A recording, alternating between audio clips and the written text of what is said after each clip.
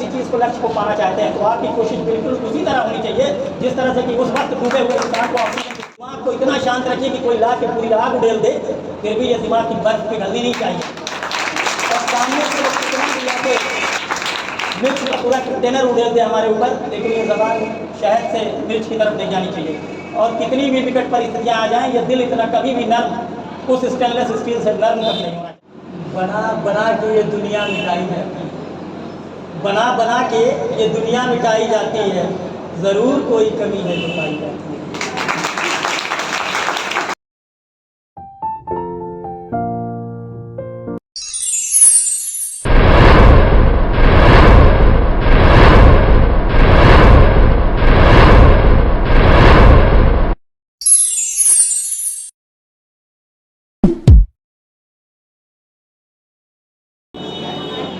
I'm so glad to be here because we know that sir is a great personality. हम सभी लोग जानते हैं कि सर किसी इंट्रोडक्शन के मोहताज नहीं, ये मुबारक हो और हम सभी उनके बारे में भी वाकिफ हैं।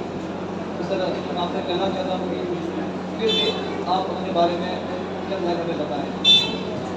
और सबसे पहले तो जो लोग भी यहाँ थे आज इस प्रोग्राम में तशरीफ़ फरमा है, उन तमाम हाज़रीन को मेरा सलाम, अस्सलामु अलैकुम।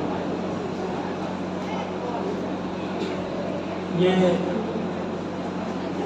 कस्बा,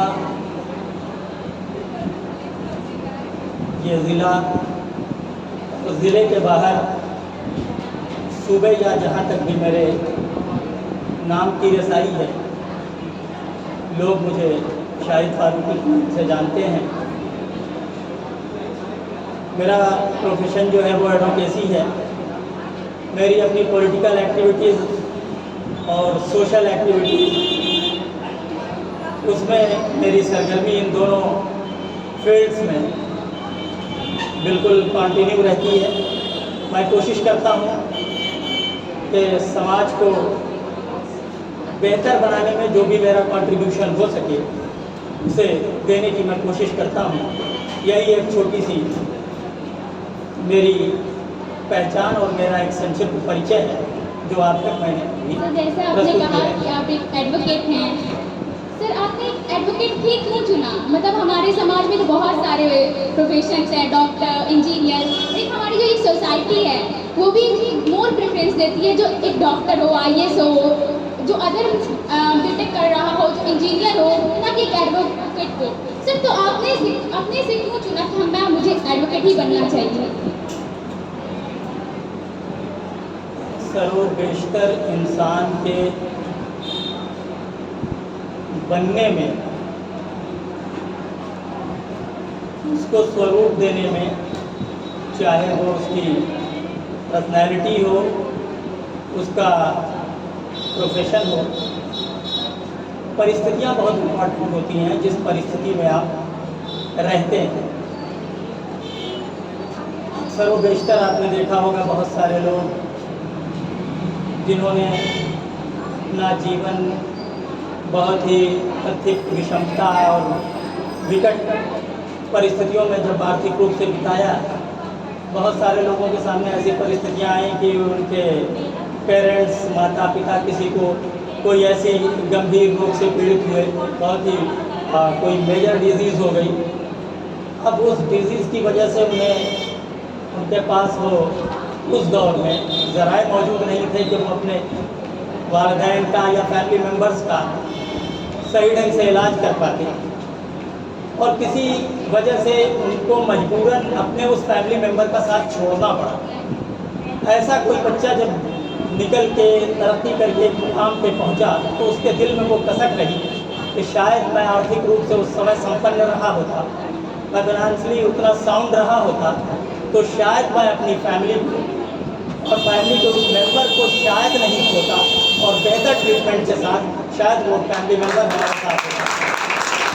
ऐसी ही कुछ परिस्थितियाँ, समाज में जो विषमता, समाज का शोषित वंचित वो वर्ग जिसके साथ लगातार उसका शोषण हो रहा है, उसे प्रताड़ित किया जा रहा है, उसके अधिकारों का हनन हो रहा है। ये जो विषमताएं हैं, सामाजिक विषमताएं, सर मैं पूछना चाहूँगी कि जैसा आपने बताया कि आपका प्रोफेशन एडवोकेट है और कुछ परिस्थितियाँ आई आपको, तो ये आपका फैसला था, ये आपका ड्रीम था या फिर आपके पेरेंट्स का? मैं बता रहा हूँ। तो ये जो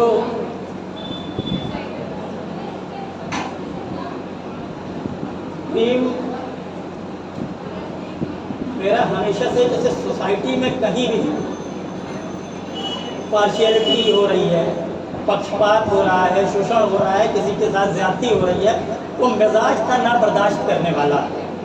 गलत हो रहा है तो गलत को तुरंत गलत कहना, और उसके लिए तो थोड़ा सा ये इस बातों को लेकर मेरे अंदर एक हमेशा एग्रेशन रहा कि मैंने गलत चीज़ों को एक्सेप्ट नहीं किया, और गलत चीज़ों को एक्सेप्ट न करने की वजह से विरोधी का मिजाज बन गया उन गलत चीज़ों के खिलाफ। और मुझे लगा कि अगर मैं लीगली स्ट्रांग नहीं हूँ, मैं लोगों का जो पक्ष है वो अगर मैं विधिक तौर पे शायद मैं रखूँ तो ज़्यादा बेहतर होगा। ये परिस्थितियाँ थी जिसने मुझे इस प्रोफेशन में आने के लिए बात की।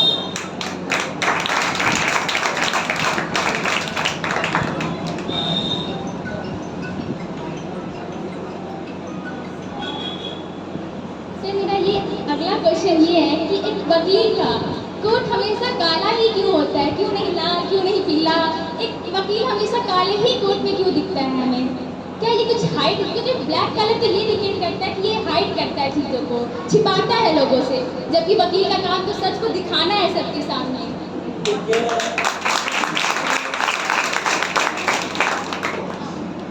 ये इसके पीछे का रीज़न ये नहीं है कलर के सिलेक्शन को लेकर। दरअसल दुनिया के ज़्यादातर जो देश हैं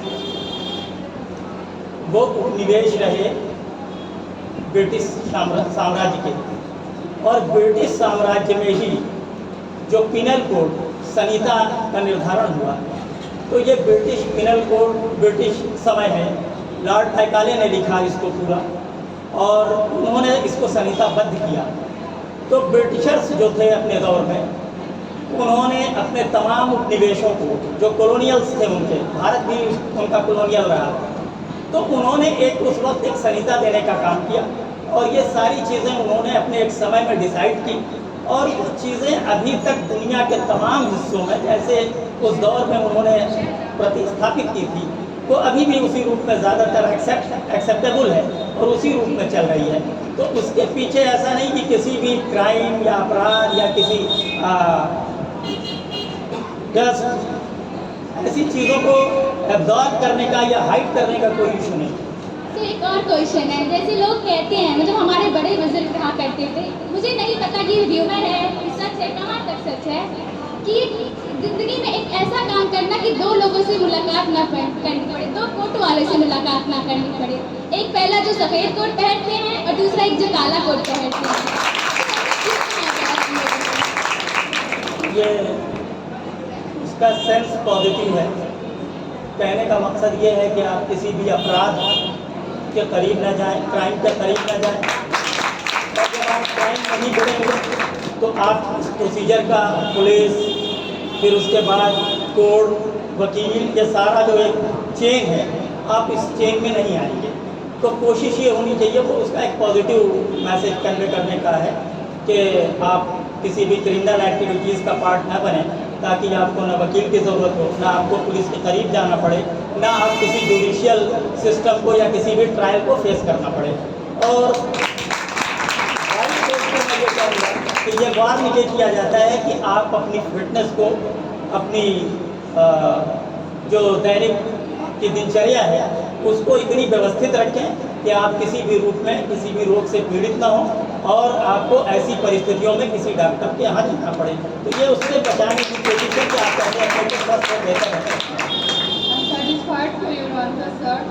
And my question is कि जैसे कि हम जानते हैं, हमारे गांव में कोई बैरिस्टर आता है तो हम उसे एज अ बैरिस्टर बाबू के नाम से जानते हैं, और अगर हम बात करें लॉयर की, तो लॉयर को कहा जाता है कि ये बहुत ज़्यादा जानकार है, इसको कॉन्स्टिट्यूशन के बारे में जानकारी है। और अगर हम बात करें एडवोकेट की, तो हम बात में भी देखते हैं कि एडवोकेट एक्स वाई जेड लिखा रहता है। तो what is different between threes? देखिए वो बैरिस्टर ये क्या अभी आ, ये तीनों जो है चीज़ें जो आपने अभी कही हैं, जैसे आज आप जिसे नीट कह रहे हैं ये पहले CPMT हुआ करता Yes, था, sir. ठीक है। तो बैरिस्टर जब दौर था जब हम भारत में लॉ के लिए सारा ये कॉन्सेप्ट जो है यहाँ पे IPC अभी इस सरकार ने चेंजेस लाए हैं, उसको न्याय संहिता का नाम बदला है, आपकी CRPC और आपका एविडेंस साक्ष्य अधिनियम, तो अभी इसमें थोड़ी थोड़ी तरमीम हो रही है, अमेंडमेंट हो रहा है और माइनर अमेंडमेंट।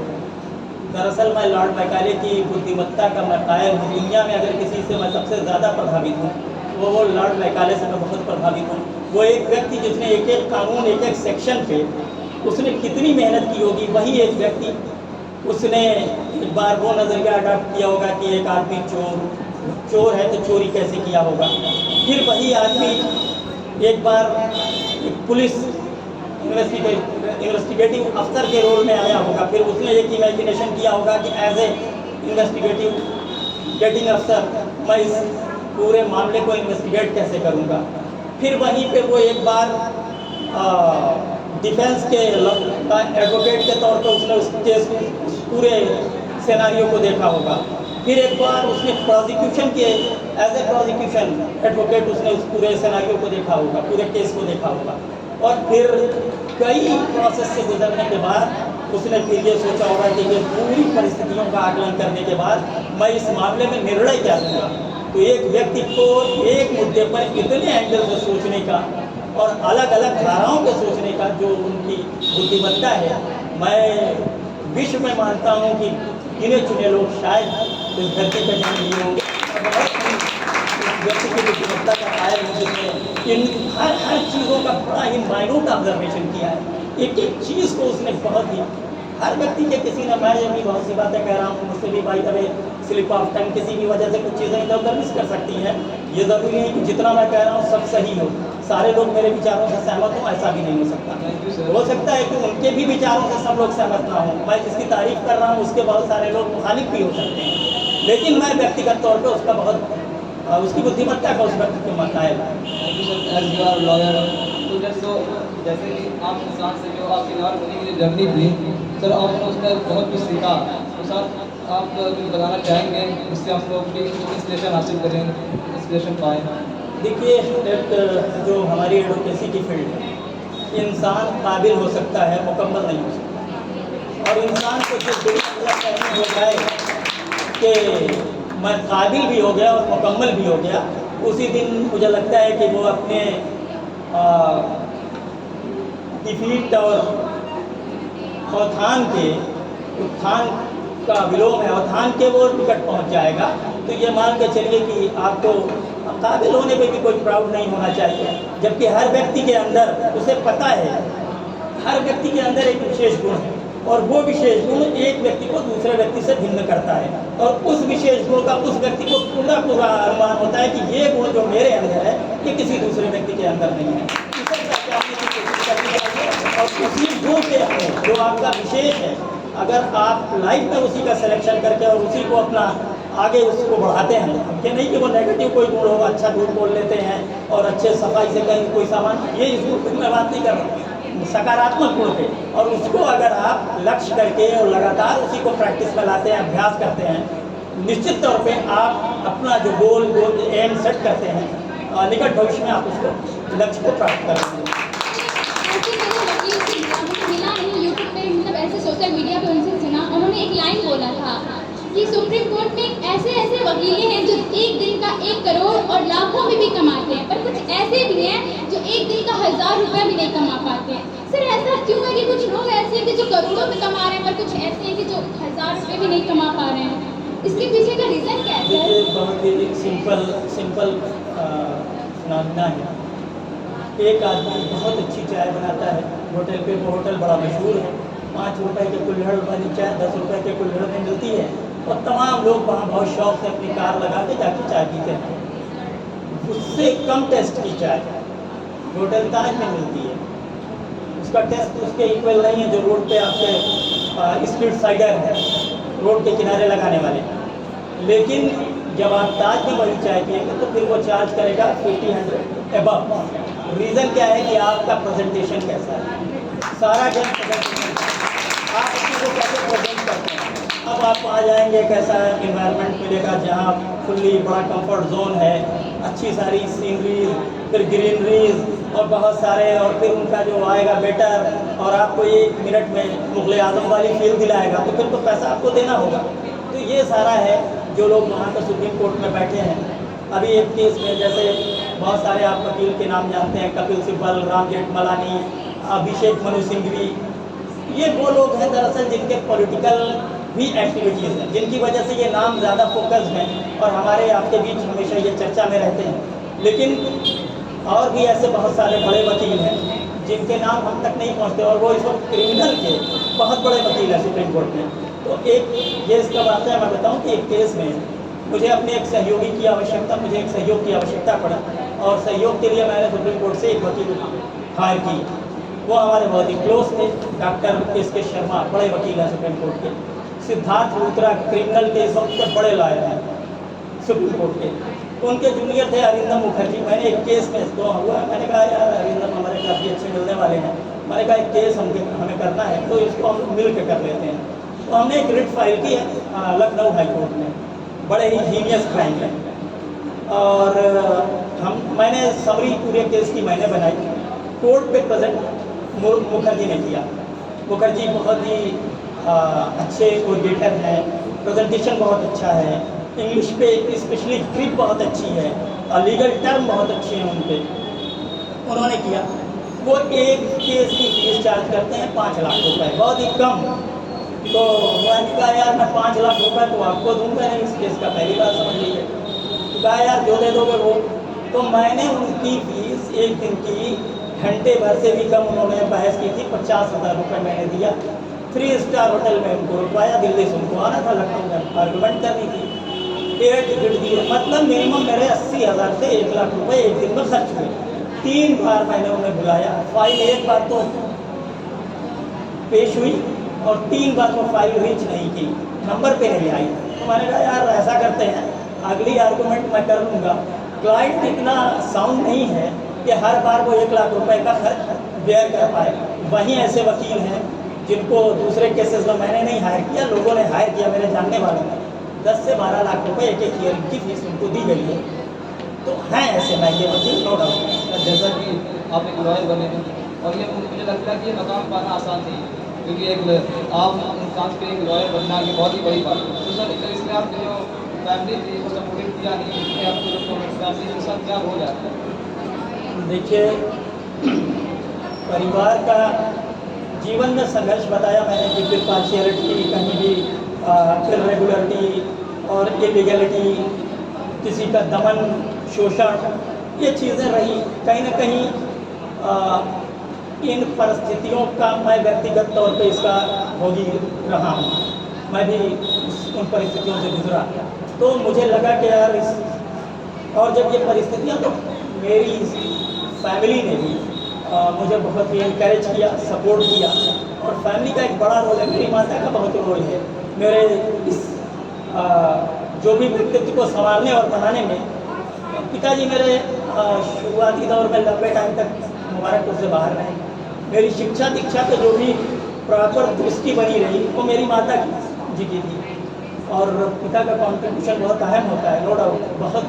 तो पिताजी वहाँ से उनका सुपरविजन मुझे मिलता था। जब आते थे कभी 2-4 महीने में, तो हम लोग बैठ के टॉक होती थी हमारी, और किसी भी इशू पे बात करते थे देर देर तक हम लोग।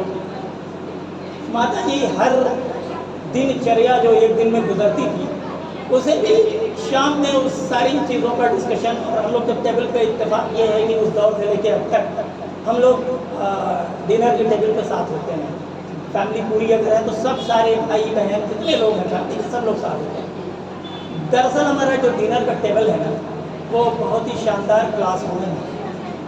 वहाँ पे जो चीज़ें मिलती हैं, हम जो अनुभव से सीखते हैं अपने बड़ों से, वो कहीं और किताबों में नहीं मिलता, वो लाइनों में नहीं मिलता। तो जो अपने वालिदैन के साथ, अपने भाई और बहनों के साथ मैंने उन चीज़ों को सीखा है बहुत कुछ। तो मेरे संघर्ष में उनका बड़ा कंट्रीब्यूशन है, मेरे हौसले में, मुझे इनकरेज करने में बहुत बड़ा कंट्रीब्यूशन है मेरी पूरी फैमिली का। सर जैसा कि आपने कहा आपके पिताजी बाहर हैं, तो अगर हम देखें बचपन में तो हमने बहुत सारी गलतियाँ की, तो क्या आपने भी कुछ मिस्टीरियस की अपनी लाइफ में जो कि आपके पिताजी आए और आपकी माँ ने आपके पिताजी से कहा और आपको अपने पिताजी के थ्रू उसको अटेंड किया गया हो?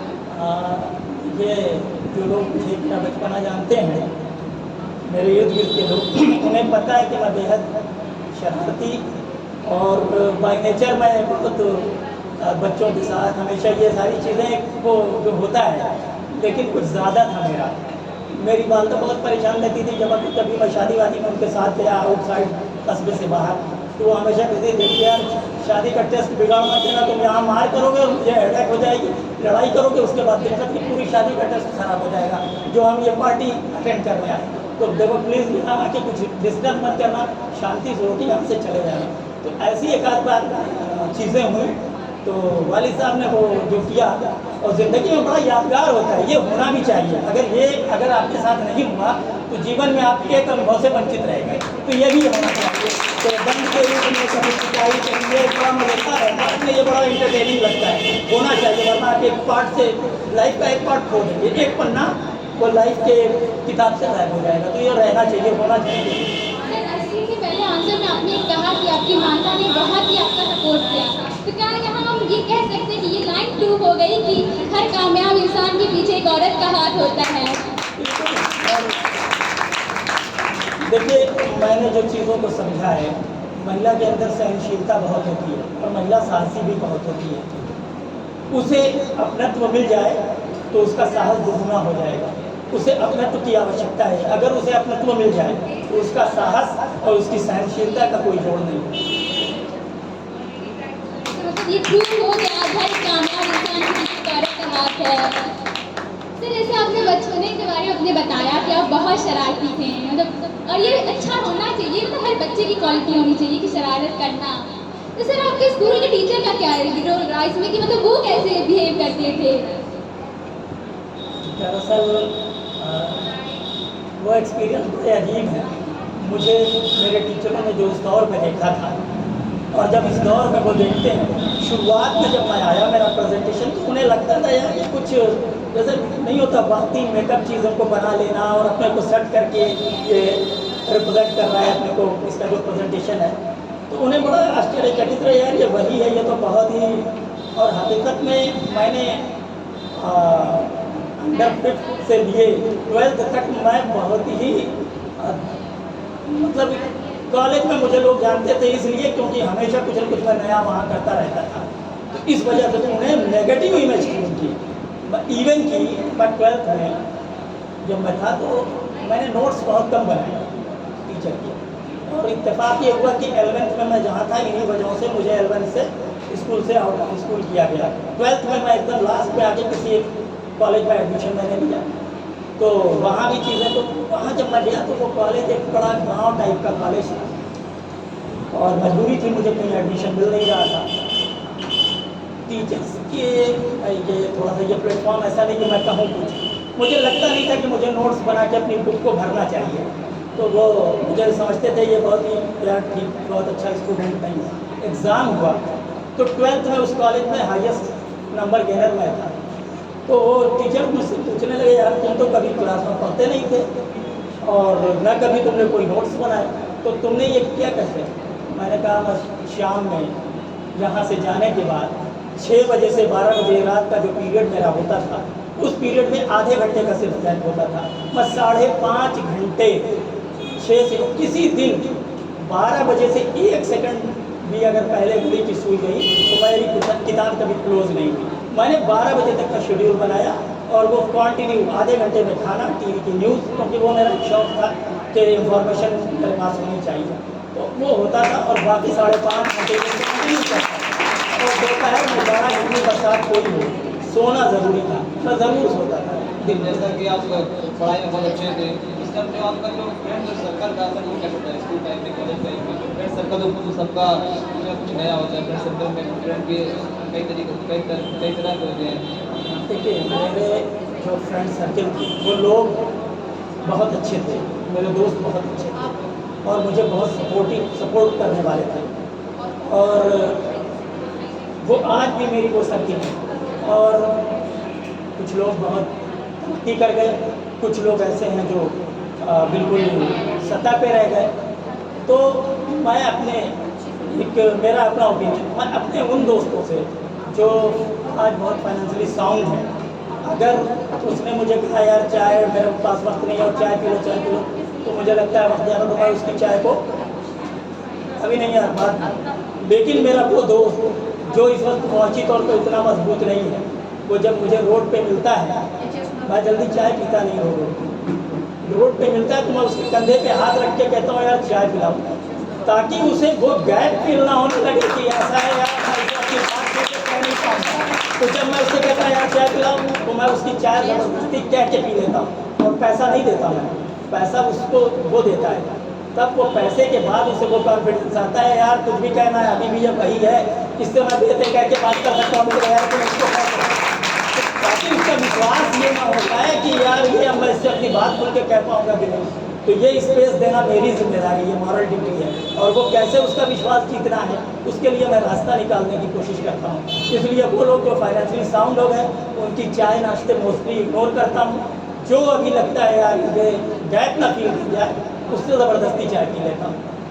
सर जैसा कि आपने बताया कि मेरी परिस्थितियाँ कुछ ठीक नहीं थी, तो मेरा क्वेश्चन है कि अगर हम देखा जाए तो बहुत सारी हर्डल्स फेस करता है हर इंसान, तभी जाके तो कामयाब होता है। तो आपकी लाइफ में कितनी हर्डल्स थे, क्या आप शेयर करना चाहेंगे?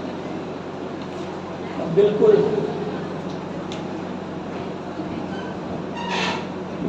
जीवन में परिस्थितियों का बहुत रोल है, ये परिवर्तनशील होती हैं, इसमें लगातार परिवर्तन होता रहता है। बदलाव जीवन का एक चक्र है। मैं बहुत ही वो दरअसल उस चीज़ को कहने में बड़े इमोशंस निकल आएंगे और मैं उन चीज़ों को उस वे में शेयर नहीं कर पा रहा हूँ। Sir, Azan is going on. अज़ान So you can start. Sir जैसे जो हम लोग सबकी लाइफ में बहुत सी ऑब्स्टिकल एंड हर्डल्स फेस करते हैं, तो सर कभी आपने फेस किया है पूरी लाइफ में कि ये आपका मोमेंट रहा कि आप कभी अकेले फील करते हैं इस टाइम में अगर मेरा कोई सपोर्ट करने वाला नहीं है? सर आप कभी ऐसा फेस किया? बिल्कुल इन हालात से दो चार होना पड़ा। ज़िंदगी में 2-3 बार मैं मरहलों से गुजरा हूँ जहाँ मुझे लगा कि मौत और ज़िंदगी के बीच का फासला बहुत कम था। और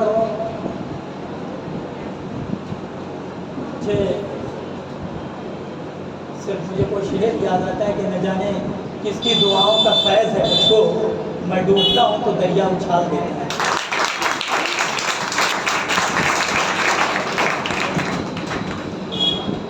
ऐसी मतलब लाइफ है, मतलब सबके लाइफ में प्रॉब्लम्स और डिफिकल्टी आती हैं। सर कभी आपका ये मन नहीं किया कि मुझे अब छोड़ देना चाहिए क्योंकि मैं मैनेज नहीं कर पा रहा हूँ?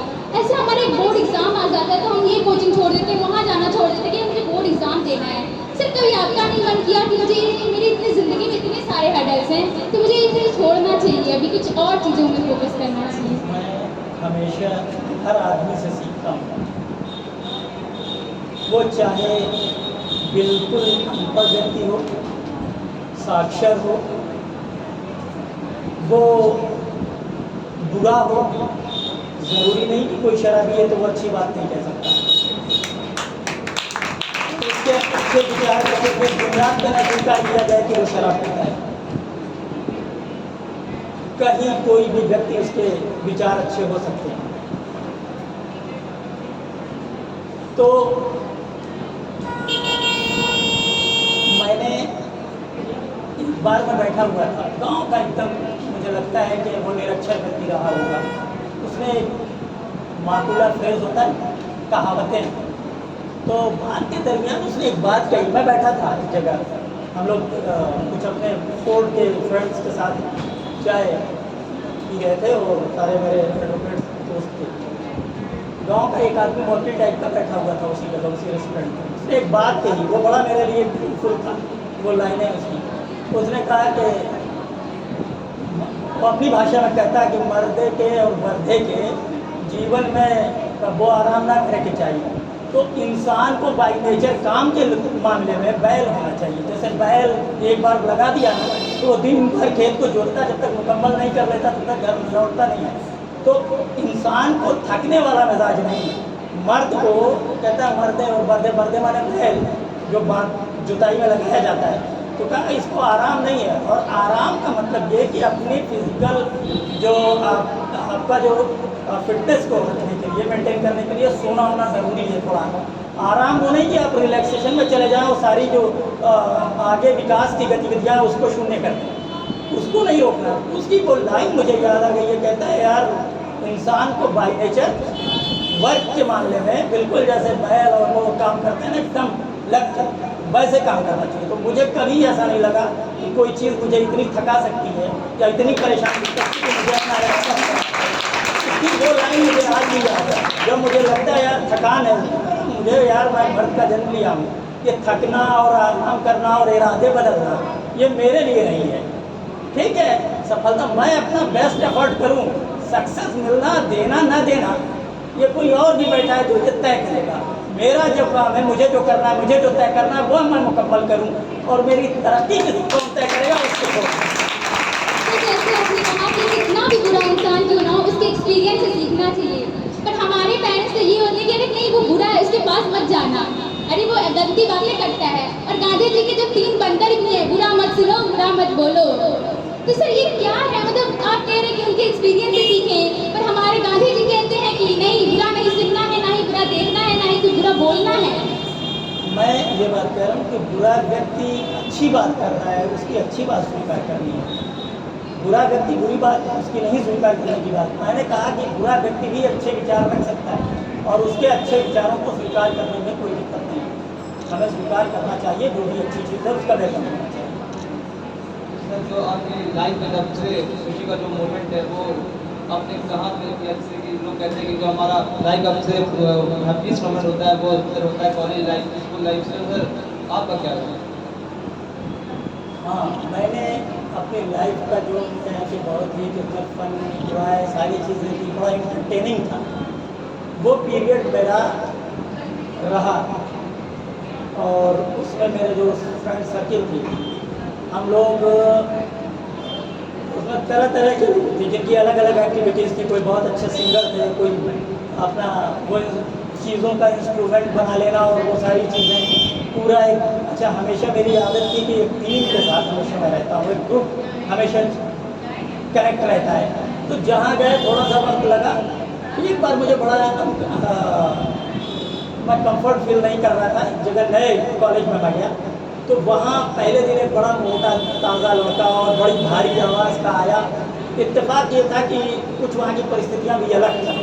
जैसे यहाँ हम लोग जिस समाज में रहते हैं यहाँ कास्टिज़म बहुत है, रिलीजिज्म बहुत है, तो ये सारी दिक्कतें थी वहाँ पे। तो कुछ लोग तो वहाँ इन वजहों से क्लास में एडमिशन लेके आते नहीं थे। मैं गया तो लगा, कुछ लोगों को लगा यार तुम भी यहाँ सर्वाइव नहीं कर पाओगे। लेकिन मैं जब उन लोगों के साथ रहा तो उन लोगों ने जिस रूप में मुझे स्वीकार किया और जो वो प्रेम और जो स्नेह और जो फ्रेंडशिप का वो जो दौर रहा, वो दौर मैंने अपनी पूरी लाइफ में कभी इंजॉय नहीं किया। वो एकदम विपरीत परिस्थितियों को मैंने अपने हिसाब से सेट किया। लोग मेरे हिसाब से नहीं, मैं उनके हिसाब से और वो मेरे हिसाब से सेट होते गए और हालात इतने अच्छे बने कि वो मेरी ज़िंदगी के एक साथ अपने आप में बड़े ज़बरदस्त थे। उतना इंटरटेनिंग, उतना इंजॉय, उतना अच्छा ज़िंदगी का पल शायद कभी गुजरा हो, जबकि वो परिस्थितियाँ बिल्कुल सर जैसा कि हम जानते हैं हमारी गवर्नमेंट हमें आवास दे रही है, घर दे रही है और हर महीने राशन दे रही है। लेकिन अगर हम एजुकेशन की बात करें तो अगर एजुकेशन फील्ड में जितने मटेरियल्स लगते हैं उन सब पर 70% GST टेस्ट है। तो कहीं ना कहीं हम कह सकते हैं कि वो हमें मजबूत नहीं मजबूर कर रहे हैं। What is your opinion about it? देखिए, डेमोक्रेटिकल सेटअप की बड़ी विडम्बनाएँ हैं। दिक्कत ये है, इसी बात लंबी होगी, मेरे हर सवाल के जवाब लंबे हो जा रहे हैं, थोड़ा मैं एक्सप्लेन करने की कोशिश करूँ। देखिए, हम लोग रियलिस्टिक वर्ल्ड में जी नहीं गए, हम लोग मेटलिस्टिक वर्ल्ड में जी रहे हैं, जहाँ हमें मेटल से ज़्यादा प्यार है।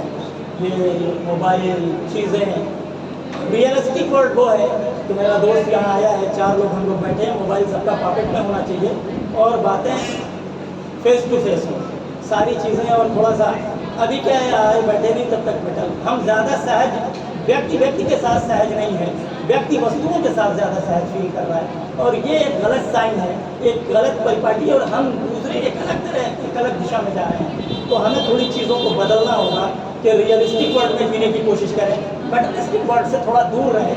जब ज़रूरत हो, जितनी ज़रूरत हो उतना ही उसका उपभोग और उपयोग करें। ज़्यादा से ज़्यादा कोशिश ये हो कि हम रियलिस्टिक वर्ल्ड में वास्तविक जीवन में रहें, और वस्तुओं के साथ सहज होने की जो हमने नई मानसिकता डेवलप कर रहे हैं, इस पर थोड़ा सा रोक लगाने की कोशिश करें। हुआ क्या, अभी जो एजुकेशन की आपने बात की, देखिए, अब वो डेमोक्रेसी के बारे में मैं कहूँ तो ये बहुत ही सर्वमान्य विचारधारा है पूरे विश्व की, डेमोक्रेसी। अब मैं डेमोक्रेटिकल सेटअप की बात करूँ तो एक अलग दिक्कत हो जाएगी। जहाँ का सिटीज़न अपने राइट्स के प्रति ज़्यादा अवेयर है, अपने अधिकारों के प्रति, वो डेमोक्रेटिकल सेटअप तो बहुत अच्छा है, वो लोकतंत्र बहुत अच्छा है। लेकिन जहाँ का नागरिक अपने अधिकारों के प्रति सचेत नहीं है, उससे अपने अधिकारों का ज्ञान नहीं है, वहाँ पे डेमोक्रेसी में करप्शन व्याप्त हो जाता है, और वो करप्शन दिक्कत खड़ी कर देता है। किसी भी एक अच्छे, समृद्ध, सशक्त, शक्तिशाली, विकसित राष्ट्र के लिए आवश्यक ये है कि वहाँ 3 चीज़ें बहुत ही सुलभ, सहज, सरल और निःशुल्क उपलब्ध होनी चाहिए, जिसमें शिक्षा निःशुल्क होनी चाहिए, स्वास्थ्य सुविधाएं निःशुल्क होनी चाहिए, और उस व्यक्ति को त्वरित और निःशुल्क न्याय ये प्रोवाइड होना चाहिए। और ये तीनों चीज़ें देश में, देश के नागरिकों को अगर मिल रही है तो वो देश, मुझे लगता है कि वास्तव में वही विकसित राष्ट्र है। और अगर इन तीनों मूलभूत सुविधाओं से जिस राष्ट्र का नागरिक वंचित है, हकीकत ये है कि वो अपने राष्ट्र को उस रूप में एंजॉय नहीं कर पाएगा जिस रूप में उसे करना चाहिए। सर, आप फ्री की चीज़ों की बात कर रहे हैं, पर हमारा तो ये है कि मतलब कि अगर हमें फ्री की चीज़ें मिलती है तो हमें उसकी वैल्यू नहीं होती है कोई, क्योंकि आज भी अगर गवर्नमेंट स्कूल में है तो कोई वैल्यू नहीं है उस स्कूल की, कोई स्टूडेंट पढ़ने नहीं जाना चाहता वहाँ पे, गवर्नमेंट हॉस्पिटल में नहीं जाना चाहता। तो सर, हम क्या ही करेंगे उस फ्री की चीज़ों को लेकर के? देखिए, प्रॉब्लम वही है जो मैंने बताया, करप्शन। क्योंकि जब आप अपने राइट्स के प्रति अवेयर नहीं हैं तो जो एम्प्लॉइज़ हैं उन्हें करप्शन करने का मौका मिलता है। चीज़ें, हम थोड़ा जल्दबाज हो जाएंगे। आज क्या होता है, आज करप्शन किस तरह का होता है? आज करप्शन ने स्वरूप बदल दिया है। किसी ऑफिसर को पता है कि मैं गलत पेपर पे अपनी साइन करता हूँ या सेव करता हूँ, उसे पास करता हूँ, तो मुझे दिक्कत होगी। आज वो क्या करता है ऑफिसर, आपके जेन्युइन वर्क को, जेन्युइन काम को वो डिले करेगा। एक दिन आप थकते दौड़ते ऑफिस देखा है कि नहीं सीरियल आपने, तो ऑफिस की कहानी है। आप एक दिन थक जाएंगे, कहेंगे साहब जो बात है वो बताइए, क्या सुविधा शुल्क आपको चाहिए, वो जो आपको भगवान की कृपा चाहिए, वो कृपा हम, भगवान ने हमें माध्यम बनाया, वो कृपा हम आपकी करने के लिए तैयार हैं। जो ही आपकी कृपा उसकी तरफ जाएगी, वो कहेगा कि बस कृपा यहीं रुकी हुई थी, काम वहीं से बन जाएगा। परेशानी यहाँ सर, ऐसे मतलब कि आप कह रहे हैं कि लोगों को अपने राइट के अवेयर नहीं है वो चीज़ों को, तो सर वो अवेयर कैसे हो? क्योंकि आज तो हमारी जो बुक्स हैं वो आर्ट्स की तो किसी और सब्जेक्ट की पढ़ती जा रही है, पर कोई कॉन्स्टिट्यूशन की बुक नहीं आती जिसमें कुछ राइट लिखा हो, जिसके द्वारा हम जान सकें कि हाँ हमारी कॉन्स्टिट्यूशन क्या कहता है। देखिए, आप एबव 5th जाएंगी स्टैंडर्ड में, अब तो मैं नए पैटर्न को मैंने देखा नहीं, सिलेबस क्या आए हैं मैं उसको नहीं किया है, मैंने उसको वॉच नहीं किया है। पहले कक्षा 6 में ही नागरिक शास्त्र की किताबें आ जाती थी। देखिए, मैं भी बात कर रहा हूँ, आप भी बात कर रहे हैं, सब यहाँ जो लोग बैठे हैं, जीवन में सफल होने का एक सिंगल फंडा है। वो फंडा ये है कि आप अपने कर्तव्यों के प्रति पूरी तरह से ईमानदार हैं। ईमानदारी में कमी कहाँ से है? वो कक्षा 6 में नागरिक शास्त्र की किताब, इतने लोग यहाँ बैठे हैं, इवन कि मैं भी बैठा हूँ। कक्षा 6 में जब वो पुस्तक मुझे मिली थी तो मैंने उस किताब को पूरा नहीं पढ़ा था। एक जो आज हम चीज़ों को सीखने के लिए बैठे हैं, आपको जो जिस कक्षा की किताब मिली है, जिस क्लास की बुक्स मिली हैं, उनको आप अगर ईमानदारी से पूरी पढ़ लें और कोशिश करें पूरी तौर पे समझने की, तो आप 12th तक जाते जाते आपका ज्ञान का स्तर इतना ऊपर जा चुका होगा कि आप चीज़ों को लेकिन ये आप क्यों नहीं सीख पा रहे हैं, क्यों ये नहीं हो पा रहा है? अब ये थोड़ा सा मैं बात करूँगा तो शायद थोड़ी अटपटी और बुरी भी हो सकती है, लगे कि मर्यादाओं को तोड़ रही है। हमारे शिक्षक भी अपने कर्तव्यों के प्रति उतने ईमानदार नहीं है। उस शिक्षक की यह ड्यूटी थी कि उस पुस्तिका को, जिस विषय को उसे पढ़ाने के लिए दिया गया था, उसे अपने छात्रों को पहले पृष्ठ से लेकर अंतिम पृष्ठ तक पढ़ाना चाहिए था, उसे समझाना चाहिए था और उससे कुछ ना कुछ उनको सीख देनी चाहिए थी। अगर जितनी किताबें एक क्लास में लगती हैं, उन पूरी किताबों को मुकम्मल तौर पे पढ़ा दिया जाए और बच्चे को समझा दिया जाए, तो 12th तक आते आते बच्चा जो है ना, अरस्तु और सुकरात और मुकरात और ये सारी चीज़ें जितनी हैं वो सबको समझना शुरू कर देगा। उसका तो हम भी ईमानदार, हमारी ईमानदारी से पहले शिक्षक की ईमानदारी, तो दरअसल दो कम ईमानदार लोगों की के मिलन ने ये दिक्कत बढ़ाई है। सर ऐसे मतलब कहीं न कहीं हम कह सकते हैं कि हमारी सोसाइटी भी रिस्पॉन्सिबल है इसके लिए, क्योंकि ऐसे जब हम 11th में जाते हैं तो अगर हम आर्ट्स के स्ट्रीम को चूज़ करते हैं तो ये होता है कि तुम पढ़ने में अच्छी नहीं हो, तुम पढ़ने में अच्छे नहीं हो, इसीलिए तुमने उस जो हमारे कॉन्स्टिट्यूशन के बारे में हमें पढ़ाया, जो हमें पॉलिटिक्स के बारे में हमें बताया, उस फील्ड में अगर हम जाएँ तो ये होता है कि तुम पढ़ने में नहीं अच्छी हो। तो सर हम साइंस के स्ट्रीम में कैसे कर सकते हैं इंस्टीट्यूशन को? देखिए, हर व्यक्ति हर क्षेत्र का विशेषज्ञ नहीं हो सकता। आप जनरल फिजिशियन के यहाँ जाएंगे, कोई डिजीज़ किसी बीमारी को, तो वो डायग्नोज करेगा, बताएगा यार आपको न्यूरो की प्रॉब्लम है। लेकिन न्यूरो के लिए आज विशेषज्ञता बहुत महत्वपूर्ण है। मैं अपना निजी अनुभव बताता हूँ। मैं दवाओं के बारे में, डॉक्टर्स के बारे में बड़ा मेरा वो एक, मुझे लगता है कि कभी कभी कि शायद मुझे डॉक्टर होना चाहिए था। अक्सर लोग कहते हैं यार इतनी डिस्कशन आप मेडिसिन की करते हैं, फलां फलां फलां फलां, और हमेशा इस तरह का कैसे लोग ठीक रहे, जबकि आप खुद बहुत अच्छे नहीं दिखते। तो इतने सारे रोज आपके, जब मैं सर्कल में बैठता हूँ तो कुछ ना कुछ ऐसा निकल आता है, तो यार आपको तो डॉक्टर होना चाहिए था इतनी। अच्छा, जब मैं दवाएं उनको बता देता हूँ कुछ टिप्स, तो वो फ़ायदा भी कर जाते, कहता है यार कारगर तो बहुत ही जो बताया था तुमने, तो यार तुम्हें तो डॉक्टर हो जाना चाहिए था। तो हुआ क्या कि हम लोग जो चीज़ों को विशेषज्ञता बड़ी है। अभी मुझे एक दिक्कत हुई, मैं अपना अनुभव बता रहा हूँ। एक डॉक्टर, दो डॉक्टर, तो 3, 4, 10 डॉक्टर को मैंने दिखाया। इवन कि मैं हायर सेंटर्स पे गया, पीजीआई गया, पीजीआई ने कहा आप ट्रामा सेंटर जाइए, मैं ट्रामा सेंटर गया, ट्रामा ने कहा आप सरदार पटेल जाइए, बड़ा इंस्टीट्यूशन है सरदार पटेल गया। लखनऊ खूब घूमा, लखनऊ रहता ही तो खूब यहाँ वहाँ हॉस्पिटल यहाँ सारे डॉक्टरों से, बड़े अच्छे अच्छे डॉक्टर्स मेरे दोस्त हैं, क्योंकि जब मैं गवर्नमेंट एडवोकेट था तो सारे डॉक्टर्स मेरे यहाँ आते थे। जैसे मर्डर हुआ तो मर्डर में उसने ही पोस्टमार्टम किया है, मारपीट हुई तो मेडिकल उसी डॉक्टर ने किया है, तो वो गवाह होता है उस केस में, डॉक्टर की गवाही होती है। तो तमाम डॉक्टर, कोई सिंह रिसर्च सेंटर से आ रहा है, कोई कहीं से आ रहा है, कोई कहीं से आ रहा है, तो मेरे साथ डेली डॉक्टर बैठते थे। तो मैं उन डॉक्टरों से कुछ न कुछ पूछता रहता था, जो जिस फील्ड का आता है तो मैं उससे कुछ लेने की कोशिश करता हूँ हमेशा। अगर कोई बाइक अगर शराब बनाने वाला आ गया तो भी मैं पूछता हूँ यार क्या क्या मिक्स करते हो, कैसे बनाते हो, क्या क्या क्वांटिटी रहती है, कैसे, हर चीज़ से कोई आया वो सीखने की मेरी पहली कोशिश होती है, इससे पूछूँ क्या करता है ये, कैसे करता है। तो उन डॉक्टरों से मैं हमेशा सीखता हूँ। एक बात कंप्लीट कर लूँ तो इससे लोगों को एक वो मिल जाएगा आगे। हुआ क्या, अब मैंने सारे लोगों को दिखाया, अंत में मैं एक डॉक्टर के यहाँ गया, बिल्कुल गाँव के डॉक्टर हैं। उन्होंने कहा आपको जो दिक्कत है वो ENT से रिलेटेड मेरी प्रॉब्लम है। उन्होंने कहा आप जाइए फलां जगह, RML जाइए, राम मनोहर लोहिया।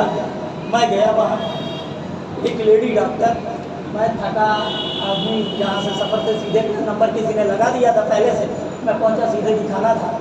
और इत्तेफाक से वो जैसे स्टूडेंट बैग लिए रहता है, मैं भी एक बैग पीछे, वो जीन्स की पैंट टी शर्ट पहने ऐसे स्टूडेंट है।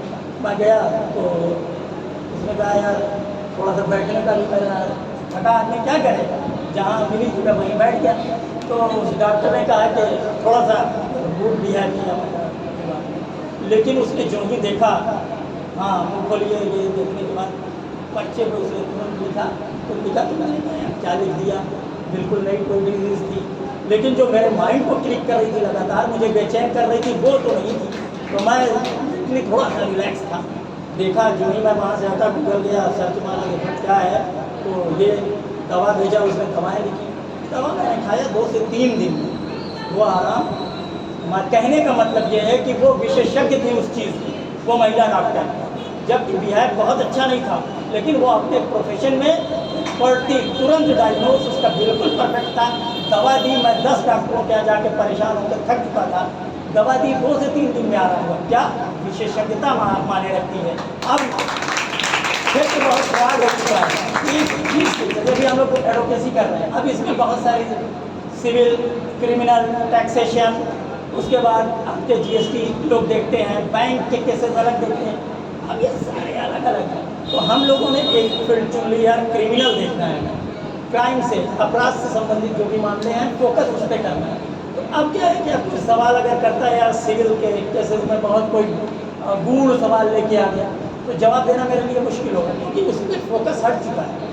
शुरुआत में पढ़ा ज़रूर है, सारी किताबें पढ़ी हैं, जैसे हमारे कहा नागरिक शास्त्र पढ़ा, इतिहास पढ़ा, भूगोल पढ़ा, सब आपको शैल पूछे, कवक पूछे, और चट्टानें कैसे टूटती हैं, वाष्पीकरण क्या है, फला है, ढका है, अब वो सब चीज़ें पूछेगा साइंस से, तो अब वो चीज़ें, वो कॉलम और वो चैप्टर धीरे धीरे डिलीट हो गया है। अब जहाँ है वहाँ फोकस है। तो विशेषज्ञता बड़ी इंपॉर्टेंट है। आप जिस फील्ड में जाके अंततः एक क्षेत्र में जाके विशेषज्ञ हो जाते हैं, तो आप जब उस क्षेत्र में विशेषज्ञ हो जाते हैं, तो आप ज़्यादा बेहतर सेवा दे पाते हैं। जैसा कि सर आपने कहा कि जो गवर्नमेंट है उसको फ्री फैसिलिटी मतलब है स्टूडेंट के लिए, तो सर स्टूडेंट कह रहे हैं कि जो एजुकेशन सिस्टम है वो गुड नहीं है, वो अच्छा नहीं है, और लोग कहते हैं कि स्टूडेंट भी पढ़ने में सही नहीं है, स्टूडेंट अवेलेबल नहीं है कि लेकर पढ़ाई को। तो सर आप इसमें क्या रहेंगे, एजुकेशन सिस्टम जो है वो गुड नहीं है, या फिर जो स्टूडेंट है वो अवेलेबल नहीं है? देखिए, अभी मैं बताऊँ एजुकेशन को लेके, हमारा जो देश है ना, यहाँ पढ़े से ज़्यादा पढ़े लोग कामयाब हैं। पढ़े लोगों से ज़्यादा पढ़े लोग कामयाब हैं। हम पढ़े हैं, एक बात वो टिपाई लगा के बैठा हुआ आदमी वो पढ़ा हुआ है। अभी क्या है, हम उसको कन्वे करने की कोशिश कर रहे हैं सोसाइटी के 10 आदमी को, वो हमसे कन्वे नहीं हो रहा है। वो समझता उसी को है, जिस जैसा वो चाहता है सुनना, वैसा वो सुना रहा है पढ़ा हुआ आदमी, जबकि वो उसका नुकसान कर देगा, क्योंकि वो एक्सपर्ट नहीं है उसका, लेकिन बात उसको ज़्यादा समझ में आ रही है, क्योंकि वो पढ़ा हुआ है। उन लोगों के माइंड को पढ़ा हुआ है, और पढ़ के वो पढ़ गया है, अब उनको पढ़ रहा है कायदे से, तो उनको समझ में आ रहा है। हम पढ़े लिखे तो आ रहे ठीक, वो तो हम लोगों के पास अब समाज का भी विश्लेषण बहुत है, कुछ हद तक हम लोग भी पढ़ भी लिए, थोड़ा सा पढ़ भी लिए हैं, तो थोड़ा बेहतर कर पाते हैं। खाली पढ़ा आदमी ऐसे, जैसे मुबारकपुर का जो एटमॉस्फेयर है, इस एटमॉस्फेयर में सिर्फ पढ़ा हो, तो फिर समझ लीजिए कि उसके लिए दिक्कत है अगर वो पढ़ा नहीं है। तो आज यहाँ पे तरक्की का एक सूत्र और भी है, और भारत में ये बहुत प्रचलित है, पढ़े भी रहिए और समय समय की चीज़ों को समझते समझते पढ़े भी रहिए। ये दोनों का जब समन्वय हो जाएगा, तो आपके लिए जो विकास और सफलता के मार्ग है ना, वो प्रशस्त होते चले जाएंगे।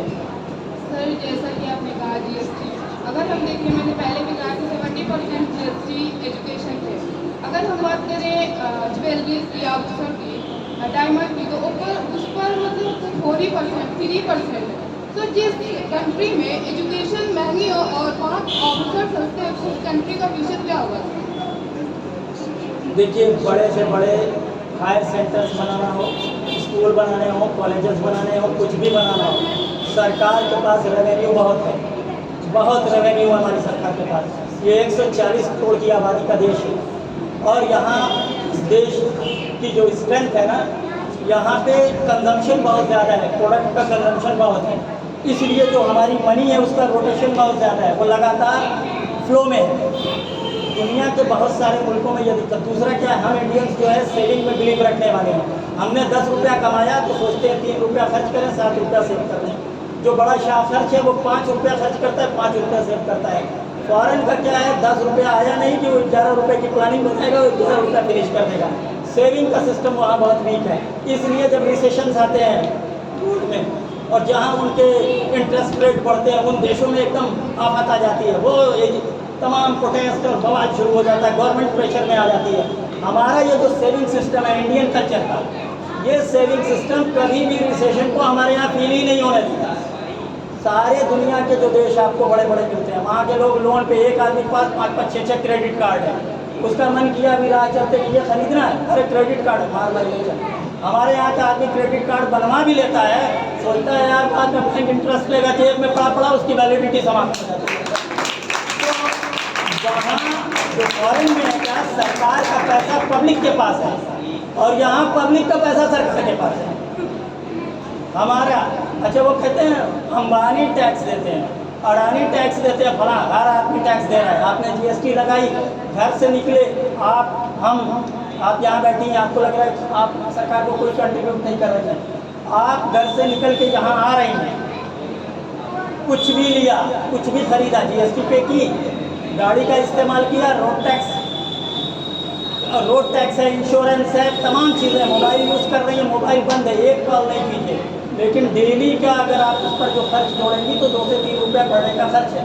तो पॉकेट से पैसा कैसे निकालना है वो पता है, इसलिए रेवेन्यू बहुत ही ज़बरदस्त है और सरकार के पास बहुत मजबूत फंड है। जितने चाहें बड़े बड़े हेल्थ सेंटर बना दें, जितनी चाहें शानदार रोड बना दें, जितने चाहें बड़े हॉस्पिटल बना दें। इच्छा शक्ति की कमी है और जब हमारा नागरिक अपने अधिकारों के प्रति जागरूक हो जाएगा और अपनी डिमांड रखेगा कि इसको आपको करना है, सरकारें विवश हो जाएंगी और सारे काम आसान होंगे। इसलिए ज़रूरी ये है कि अधिकारों के प्रति सचेत होइए और अधिकारों की मांग कीजिए जो आपका राइट है। और जब आप मांग करना शुरू करेंगे तो वहाँ से ये हालात बदलना शुरू होंगे। सरकार के पास रेवेन्यू की कोई कमी नहीं है और कभी कभी नहीं रही, इधर पिछले 25-30 सालों में कभी नहीं रही किसी सरकार के पास। इच्छा शक्ति की कमी रही है और अब हमें चाहिए कि इच्छा शक्ति रखने वाले लोगों को आप चुनाव करिए, चयन करिए, उनसे डिमांड करिए, मांग रखिए ताकि परिस्थितियाँ बदलें और लोगों का आम, कमज़ोर, गरीब, तमाम तरह के जो आपके स्टूडेंट हैं, पढ़ने वाले हैं, विद्यार्थी हैं, उनका जीवन सरल हो सके, सहज हो सके, उनके जीवन पे पढ़ने वाला लोड भार कम हो सके। ऐसा है, मतलब कहा जाता है कि education is that weapon by which we can change the whole world. पर सर आज एजुकेशन में ही तो करप्शन है। मतलब आज पहले पुलिस का पेपर लिए, फिर नीट के रिजल्ट के साथ स्कैम, फिर नेट का जो पेपर है उसके साथ स्कैम, सारे पेपर के साथ स्कैम ही हो रहा है। तो हम करें तो करें क्या? बात देखिए, इस सवाल में बड़ा डीप पॉलिटिकल एंगल है। अब सियासी शख्स की बातें बड़ी प्यारी निकलती हैं, मगर जब गुफ्तगू करता है चिंगारी निकलती है, लबों पे मुस्कुराहट, दिल में आस्ती निकलती है। बड़े लोगों में ही अक्सर ये बीमारी निकलती है। तो दिक्कत ये है कि सियासी होना कभी कभी दुश्वारी खड़ी कर देता है और सियासत में सब जैसा दिखता हो वैसा ही बोलना कभी कभी मजबूरी बन जाती है कि वैसा बोलने से रुकना पड़ता है। बड़ा ये कंट्रोवर्शियल सवाल है फिलहाल इस परिप्रेक्ष्य में। नो डाउट ऐसा नहीं होना चाहिए विद्यार्थी हित में, क्योंकि विद्यार्थी उस देश का आधार है, भविष्य है, फ्यूचर है। और उसके साथ अगर कुछ भी ऐसा हो रहा है जिसका 2-3 साल बर्बाद हो जाएगा, मान लीजिए उसकी एज निकल रही है, वो एकदम फाइनल स्टेज में है अपनी एज के, किसी भी कॉम्पिटिटिव एग्ज़ाम के, और एग्ज़ाम के पेपर लीक हो जाए, पोस्टपोन हो जाए और उसे फिर वो अवसर न मिले एज एक्सटेंशन का, तब तो वो एक प्रतिभाशाली व्यक्ति जिसे उस लक्ष्य को पा लेना उसका अधिकार था, उससे वो वंचित हो जाएगा। ये उसके साथ अफसरगी और नाइंसाफी है।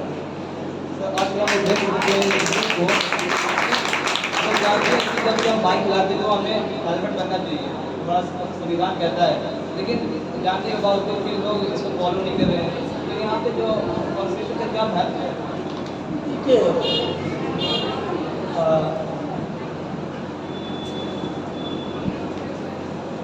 कानून अपने आप में मानव और उसके समाज को व्यवस्थित रखने के लिए सारी चीज़ें सुचारू और व्यवस्थित हों, उसी के परिप्रेक्ष्य में ये जैसे रूल्स बनते हैं और वो मानव हित में बनते हैं।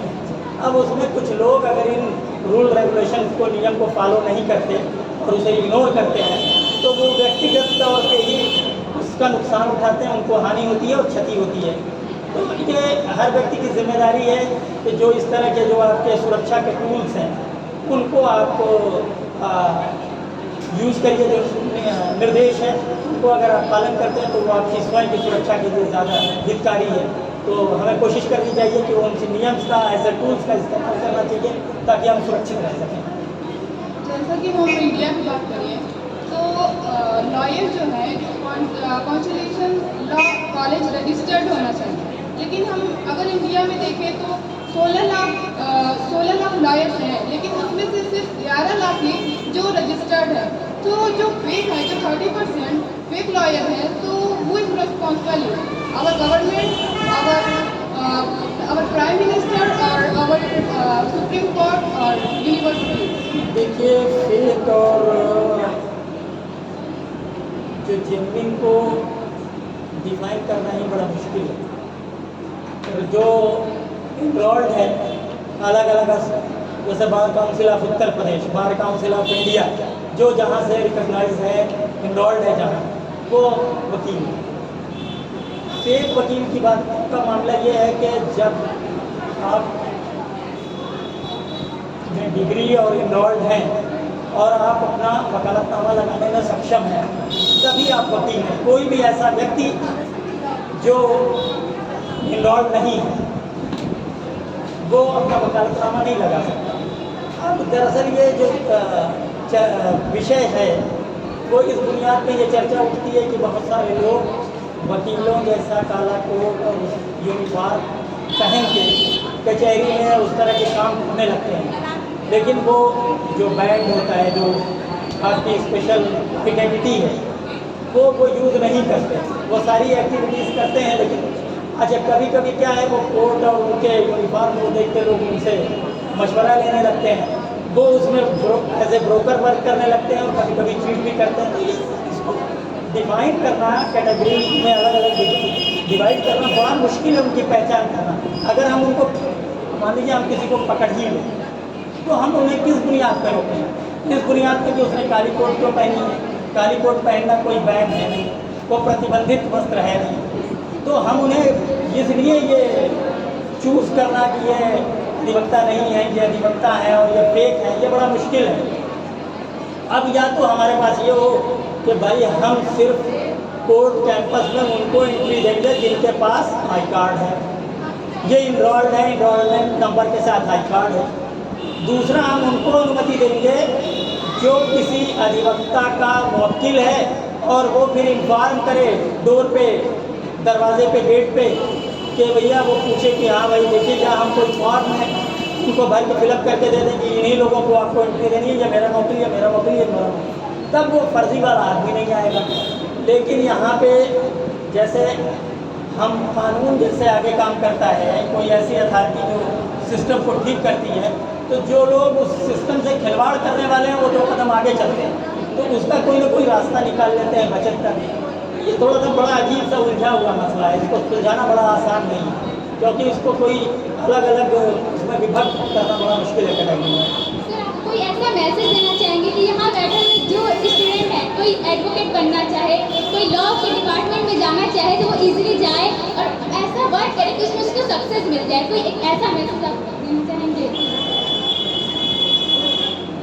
देखिए, जीवन में जो बनना है किसी को, 2 मंत्र बड़े इम्पोर्टेंट हैं। आप जो बनना चाहें, फिर भी अभी मैं एडवोकेसी पे भी बात करूँगा, यहाँ लोग बैठे हैं, सबकी अपनी अपनी चॉइस होती है।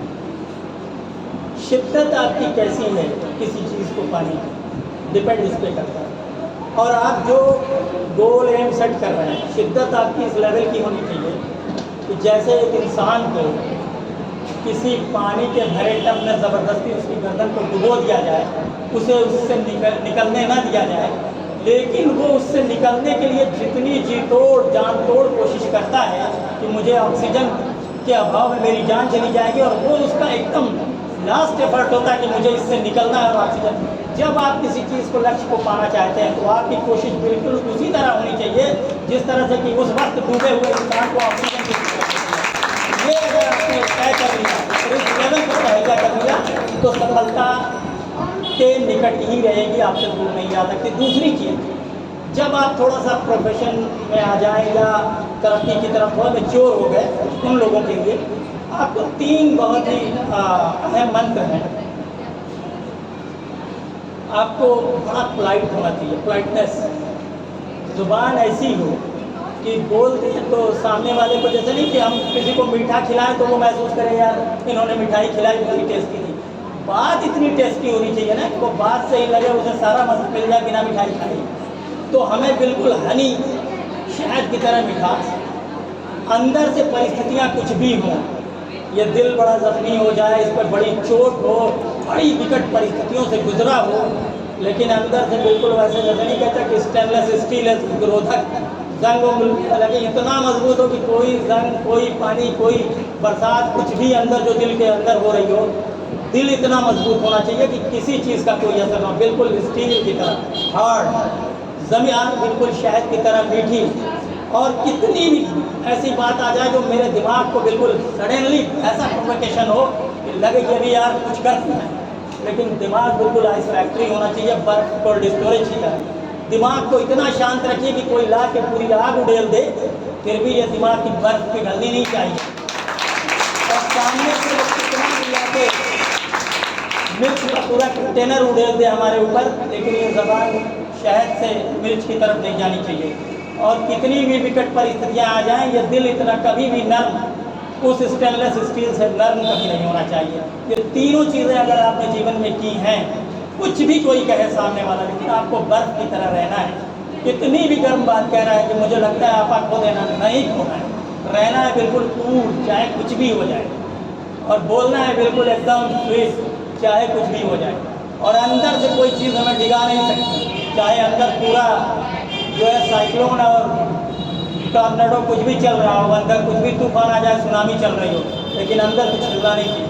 ये 3 चीज़ें अगर आप जीवन में करते हैं, कहीं किसी फील्ड में आप फेल नहीं होंगे, जीवन आपका सफल है जहाँ भी जाएंगे। अब वकालत की बात आई कि वकील बनना चाहते हैं। आने वाले दिनों में हम बहुत ही, अभी मैंने कहा ना कि हम मेटलिस्टिक वर्ल्ड में जाएंगे, तो वो रोबोटिक वर्ल्ड आ रहा है, बहुत तेज़ी से हम रोबोटिक वर्ल्ड में जा रहे हैं। आने वाले दिन में भी बड़ा हमारे यहाँ जो है एक लोगों का ड्रीम है, नीट नीट नीट नीट, बड़ा सबको नीट की नीड है कि नीट में जाना है, वही नीट है। नीट क्या, आने वाले दिन में हम रोबोटिक वर्ल्ड में जाएंगे, सर्जरी मोस्टली रोबोटिक हो जाएगी। हमारा ज़्यादा बिलीव मशीनों पे है, किताब में खोजने से पहले गूगल पे जाते हैं, तो आने वाले दिन में सर्जरी हाथ के बजाय रोबोटिक पे ज़्यादा फोकस होगा या रोबोटिक। तो डॉक्टर का जो रोल है वो कितना कम हो जाएगा, नियर अबाउट 80% कम हो जाएगा। अब हम निर्भर होंगे उन मशीनों पे। दूसरी चीज़ है जो हमारा डायग्नोसिस कर रहा है हमारा फिजिशियन, उसके लिए इतने कंटेंट उपलब्ध होंगे। मैं रात में सोता हूँ तो दाहिनी करवट नींद नहीं आती है, सडनली ऐसा होता है और आँख खुल जाती है, भला हो गया। ये सारी चीज़ें मिला के एक बार गए और क्लिक किया, डाल दिया, वहाँ से एक मेडिसिन का पर्चा भी निकल के आ गया। अब फिर डॉक्टर की क्या जरूरत, सोल्यूशन मौजूद। रोबोट हमारी सर्जरी कर रहा है, लेकिन एडवोकेसी के प्रोफेशन में कोई रोबोट नहीं आने वाला, क्योंकि रोज़ नए चेंज होने हैं। संहिता बदल रही है, IPC बदल रही है, CRPC बदल रही है, एविडेंस बदल रहा है, क्राइम का प्रोसेस बदल रहा है। अभी क्राइम, मोबाइल पे क्राइम हो रहे हैं, पैसा ट्रांजैक्शन फेक हो रहा है, तो अब अलग से ला आ गया, क्या है, प्रोटेक्ट करना है साइबर क्राइम से रिलेटेड। साइबर थाने बन रहे हैं, वहाँ पे एक्सपर्ट बैठाला जा रहा है अलग। तो जो ये प्रोफेशन है, यहाँ आपको रोज़ पढ़ना है, रोज़ आप स्टूडेंट हैं, रोज़ सीखना है, रोज़ पढ़ना है। और जो एकेडमिक होता है, लायर जो एकेडमिक, वो नहीं कि किताब पढ़ लिया तो भैया मुग्ध हो गए, अब इसी किताब से जीवन चलेगा, मिल गया गुरु मंत्र, इसी को बेचना है, नहीं। एकेडमिक पर्सन, डॉक्टर भी वही अच्छा है जो एकेडमिक डेली किताबों को पढ़ रहा है, कुछ न कुछ स्टडी कर रहा है। आपकी लाइफ का जो रूटीन है, पार्ट ऑफ लाइफ स्टडी एक कॉलम होना चाहिए। अगर आपका स्टडी एक कॉलम है तो आप सफल हैं अपने प्रोफेशन में। तो एक एडवोकेट को एकेडमिक होना चाहिए कि डेली पढ़ेंगे नहीं कि भैया हो गए काबिल और वहीं सोच लें कि हो गए मुकम्मल। तो जिस दिन इंसान काबिल और मुकम्मल दोनों को पार करने लगेगा, दिक्कतें खड़ी हो जाएंगी, वो श्योर है फेल करेगा। तो इसलिए एकेडमिक होना चाहिए। और ये प्रोफेशन बहुत अच्छा है, अपार इसमें स्कोप है। लोग कहते हैं उस वकील को देखते हैं जो वकील बेचारा साइकिल से जा रहा है, कोट पे पसीने के दाग आ गए। हम हमेशा हमारा जो इमेजिनेशन है, ये ह्यूमन नेचर है, हम नेगेटिव एस्पेक्ट को बहुत जल्दी रीड करते हैं, वहाँ से उठाते हैं, पॉजिटिव को नहीं उठाते कि राम जेठमलानी को देखें, कपिल सिब्बल की 25 लाख रुपए की एक हियरिंग की 10 मिनट की फीस को देखें, वो नहीं देखते। हमें वो वकील याद आता है जो बेचारा पैदल चल के गया, साइकिल से चल के गया, उसको पसीना तोड़ के आ गया। तो प्रोफेशन चूज करते वक्त वो वकील याद आता है जो संघर्ष कर रहा है, जो सफलता के मर्सिडीज पे दौड़ रहा है, वो नहीं दिखता, हमें वो सिर्फ संघर्ष वाला दिखता है। स्कोप बहुत है, अपार क्षेत्र में सफलता के अपार चांसेस हैं, बहुत सारा ब्रॉड एरिया है, बहुत विस्तृत क्षेत्र है और ये बहुत अच्छा प्रोफेशन है। मैं बता दूँ आपको, वकील जैसी सेवा इस धरती पर कोई किसी की करता नहीं है। वकील, जब कोई व्यक्ति इस धरती पर निरीह, कमज़ोर, शोषित व्यक्ति का साथ जब ये समाज छोड़ देता है, उसका कोई साथी नहीं बचता। उस कमज़ोर आदमी, क्योंकि उसकी लड़ाई किसी बड़ी मजबूत आदमी से है, मसल्स पावर में जो है बाहुबली है, माफिया है, बदमाश है, लीडर है, वो उस एरिए का दबंग है। अब उससे लड़ना है तो वो आके मदद मांगेगा, फलाने साहब चलिए यार, उनका फलाने हैं, उनसे सांसद जी हैं, फलाने हैं, माफिया हैं, और वो मेरे साथ ये कर रहे हैं, मेरी ज़मीन कब्जा कर रहे हैं, मेरा घर कब्जा कर रहे हैं, मुझसे एक्सटॉर्शन मांग रहे हैं, रंगदारी मांग रहे हैं, मैं कैसे बचूं बताइए। तो वो पूछेंगे किससे बात है, तो जिससे जो मदद मांगने वाला आया है उसकी लड़ाई अगर कमज़ोर आदमी से है तो हम तन के खड़े हुए चलो अभी मैं देखता हूँ। और अगर पता चला कि उसकी लड़ाई तो भैया वो दाऊद इब्राहिम से है, तो दाऊद के पास तो बड़े शूटर हैं पूरी दुनिया में, छोटा राजन से, आप कहेंगे यार तुम जाओ देख लो, मैं तो बात टेढ़ा काम है, आप बचना शुरू कर देंगे। जब आपके करीबी आदमी की लड़ाई किसी बड़े मजबूत आदमी से हो तो आप दाएं बाएं रास्ता तलाशने लगेंगे, मदद की तरफ नहीं जाएंगे। कमज़ोर होगा तो चलो मैं देखता हूँ। लेकिन ऐसे तमाम लोग जो दुनिया में बहुत मसल्स पावर रखते हैं, पावरफुल हैं, बहुत दबंग हैं, जब कोई गरीब, निरीह, शोषित आदमी, जब उसको कोई मददगार ईश्वर के बाद नहीं मिलता तो इस धरती पर उसका आखिरी मददगार वकील होता है, जब मैं बता दूँ। और जो ये नकारात्मक छवि जो इस समाज ने वकीलों की दिखा रखी है, वकील का तो ब्लेम इतना बड़ा होता है वकील के ऊपर, मुवक्किलों का। हमारे यहाँ आता है मुवक्किल, हम 10 पेज लीगल पेपर देते हैं और एक कहते हैं साइन, सनासन साइन करता है, हम फाइल में सब ब्लैंक पेपर में फाइल बंद करते हैं, रख लेते हैं। उसका बाप अगर कहे उस मुवक्किल का, और उसका भाई कहे कि ये भैया ज़रा ये पेपर है, बस इसको ब्लैंक पेपर है, साइन कर दे, ना अपने बाप की बात मानेगा ना अपने भाई की बात मानेगा। और जब हमारे यहाँ आता है हम कहते हैं पकड़ो 10 पेपर, सब साइन करो, आगे पीछे यहाँ वहाँ सब फटाफट। हाँ साहब कहाँ करना है, हाँ ठीक है। ये है बिलीव, इतना स्ट्रांग बिलीव है वकील आज बिलीव किसी को भी करते हैं। समाज ने नकारात्मक छवि बनाई, वकील ऐसा, वकील वैसा। वकील वो काम करता है जो धरती पे उसका जब कोई मददगार किसी कमज़ोर आदमी का नहीं होता तो उसके साथ वकील खड़ा। Thank you very much sir. मुझे अब एहसास हो रहा है कि मैंने कुछ चीज़ें सीख ली हैं यहाँ से, क्योंकि मुझे चांस देना है इनको क्वेश्चन करने का, लेकिन कहीं ना कहीं सर मेरे मन में क्वेश्चन आ गया है आपकी बातें सुन करके। और ऐसा कहा भी जाता है कि जो सीख लेता है उसी के मन में डाउट आता है। तो सर आप वकील के प्रोफेशन को बहुत आगे तक लेके गए हैं और अच्छा भी लगा, आपने निगेटिव जो हमारे माइंड में जो चल रहा था उसको दूर करके पॉजिटिव में लेके आए हैं। लेकिन फिर भी कहीं ना कहीं मेरे माइंड में अभी भी एक सवाल है, मैं चाहती हूँ उसको आप पॉजिटिव में कन्वर्ट कर दें कि आपके पास क्रिमिनल भी आते होंगे और इनोसेंट पर्सन भी आते होंगे। और सर आपने अपने स्पीच में अपने आंसर में ये भी बताया कि क्रिमिनल्स का केस ज़्यादा आप देखते हैं। तो सर जब आपके पास क्रिमिनल्स आते हैं, वो भी इनोसेंट बनने की कोशिश करते हैं, तो आप उन्हें कैसे डील करते हैं? क्या आप क्रिमिनल्स को जमानत दिलवाते हैं या फिर क्रिमिनल्स को फांसी की सज़ा या जो भी सज़ा होती है वो दिलाने की कोशिश करते हैं? बना के ये दुनिया मिटाई जाती है, बना के ये दुनिया मिटाई जाती है, ज़रूर कोई कमी है तो पाई जाती है। कंप्लीट हो जाता है तो सृष्टि वहीं से समाप्त हो जाती, इसके सर्वाइवल की आवश्यकता नहीं होती। कमियां हैं, चलती रहेंगी। रहा सवाल ये कि ये प्रोफेशन जो है ये बड़े दिलेर आदमी का प्रोफेशन है। आप जब पैरवी करते हैं एज ए प्रोसिक्यूशन मीन्स पीड़ित पक्ष जो पीड़ित है, एक वो है जिसने पीड़ा पहुंचाई है, आरोपी दोषी अभियुक्त, वो होता है डिफेंस लॉयर। उसके लिए जो एडवोकेसी करता है उसका जो लॉयर होता है वो डिफेंस लॉयर। हम प्रोसिक्यूट कर रहे हैं प्रोसिक्यूशन की तरफ से, पीड़ित पक्ष की तरफ से प्रोसिक्यूशन एज ए प्रोसिक्यूशन भी बड़ा टफ है। जिसके लिए आप प्रोसिक्यूट कर रहे हैं, प्रोसिक्यूशन साइड से आप वकालत कर रहे हैं, एक बड़ा माफिया है, एक बड़ा बदमाश है, वो किसी एक गरीब आदमी को खून किया है, हत्या किया है, कुछ भी किया है, आप उसका केस लड़ाएं। उसको वो होता क्या है कि उसे लगता है कि ये कमज़ोर आदमी तो हमसे लड़ाई जीत नहीं पाएगा, इसे जिताएगा ये जो इसको बैकअप दे रहा है, तो वो सीधे किसका मुखालिफ है। और फिर हमारे पास ये कुव्वत होनी चाहिए कि उसको फेस कर सके, उससे लड़ने की।